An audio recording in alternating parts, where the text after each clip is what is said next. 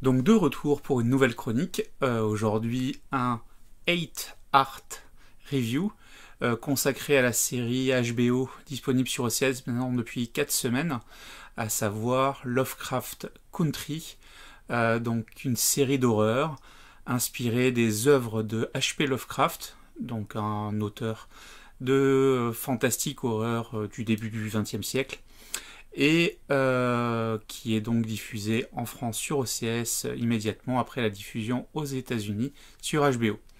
Alors qu'est-ce que c'est que cette série? C'est une nouvelle série donc qui est menée, je prends mes notes, par Misha Green et Jordan Peele. Les deux showrunners sont produits par un certain J.J. Abrams pour cette série horrifique qui pour moi est un bon divertissement, mais n'est peut-être pas la série que j'attendais en tant que fan de longue date de Lovecraft et de ses œuvres, et puis d'avoir d'avoir quelqu'un de renom à la production, j'avoue, je m'attendais à quelque chose d'un peu mieux. Alors, c'est pas que c'est mauvais, clairement. Je vais juste replacer peut-être un petit peu H.P. Lovecraft, donc un auteur du début du XXe siècle, qui est un des fondateurs finalement de la littérature fantastique et horreur avec Edgar Allan Poe. On considère que les deux sont vraiment les sources d'un grand nombre d'auteurs par la suite, depuis donc le début du XXe. Et j'ai eu beaucoup de plaisir. Alors j'ai lu ça fin d'adolescence, début de l'âge adulte, pratiquement tout Lovecraft, en tout cas une grande partie, et c'est beaucoup de nouvelles en fait. Donc c'est vrai que ce qui est intéressant pour une série, c'est que finalement ici on va avoir une série qui va reprendre des thématiques d'une nouvelle, avec un fil conducteur, avec une confrérie qui détient des secrets mystiques.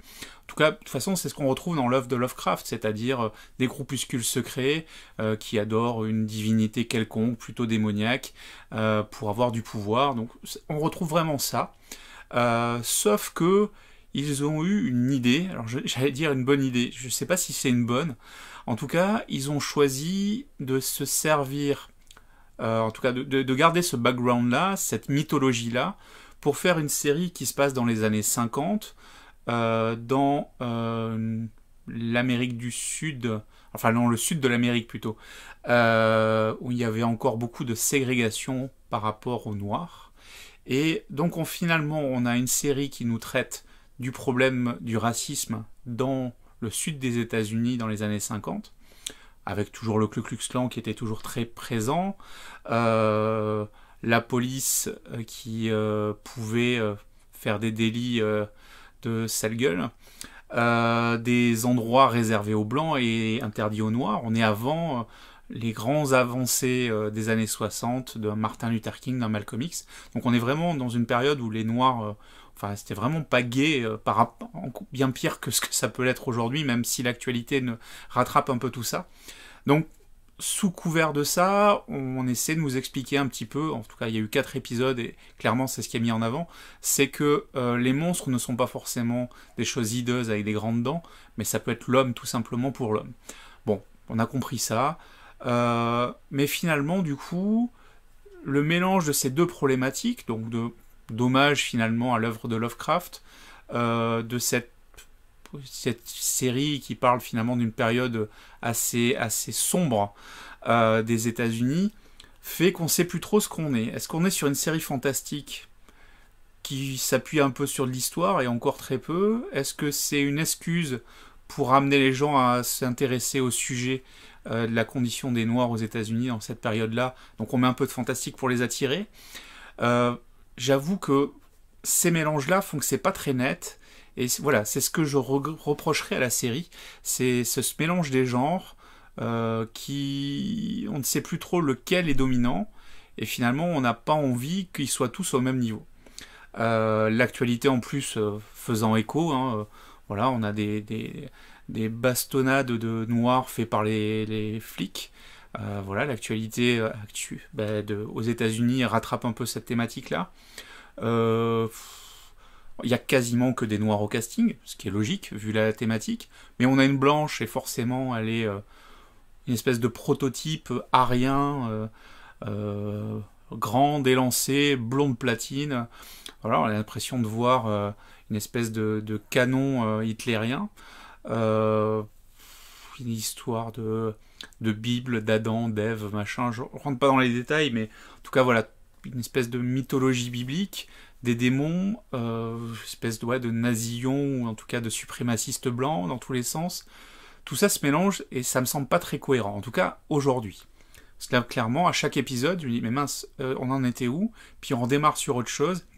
Il y a vraiment ce côté, une histoire par épisode, avec un fil rouge évidemment, mais ce côté où je pense, alors j'ai pas fait la démarche, mais je pense que chaque épisode renvoie à une nouvelle spécifique de Lovecraft, et donc c'est pas inintéressant en soi.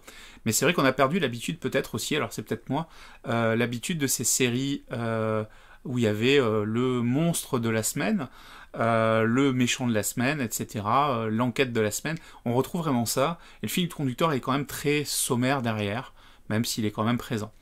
Donc une série à découvrir, bien foutue, avec des monstres extrêmement bien réussis, des effets spéciaux très réussis. Je pense notamment à celui d'hier soir, où bon, je rentre pas dans les détails, mais voilà, il y a un moment, une transformation que j'ai trouvé vraiment très réussie et très marquante.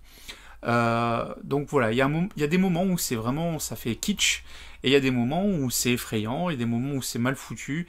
Ça manque d'homogénéité. Je pense qu'il y a peut-être trop d'ambition de mettre trop de choses dans cette série, et au final, ça perd en lisibilité, c'est bien dommage. Alors en tout cas, allez vous faire votre propre opinion, c'est un bon divertissement indéniable, hein. On voit bien qu'HBO, c'est faire des séries, donc ça c'est clair, mais j'ai pas un enthousiasme, comme vous pouvez le voir, extrême, et bon, je vais aller jusqu'au bout de la saison, parce que je suis curieux, et c'est quand même bien fait. Mais voilà, d'HBO, après évidemment Game of Thrones, et moi surtout après Westworld, qui a été une tentative donc de relancer une nouvelle grande série, et qui pour moi est réussie, là, je tombe sur un écueil. En tout cas, je suis pas...